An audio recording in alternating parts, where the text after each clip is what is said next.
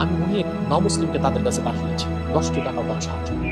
এটা আমার সবচেয়ে আঘাত পেয়েছে। তারা বলে যে প্রজেক্টের বাইরে তারা কিছু খরচ করে না। এটা কি কোনো কথা হলো? যারা ফাউন্ডেশন নিয়ে বসেছে আমি দেখি তারা নমুসলিমদেরকে দান করে না।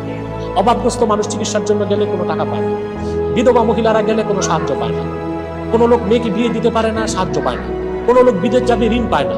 তারা শুধু প্রজেক্টে টাকা দেয়, মানে তারা অপেক্ষা থেকে বন্যার জন্য। সেই দৃষ্টিকোণ থেকে আমি বলেছি তারা তো অপেক্ষা থেকে বন্যা কবে হবে। আমি শুনতে পেরেছি যে একটা হিন্দু গ্রাম আছে এখানে। আমরা বললাম আমরা এট ফার্স্ট সে গ্রামে যাবো, একটা একটা করে ঘর, প্রত্যেকটা ঘরে মালামাল আমি নিজে হাতে পৌঁছেছি। আপনি জেনে অবাক হবেন যে এখানে যারা স্বেচ্ছাসেবা দিচ্ছেন তাদের মধ্যে অনেকেই কিন্তু হিন্দু ধর্মাবলম্বী, সকল ধর্ম বর্ণ নির্বিশেষে সকল ধরনের মানুষের জন্য।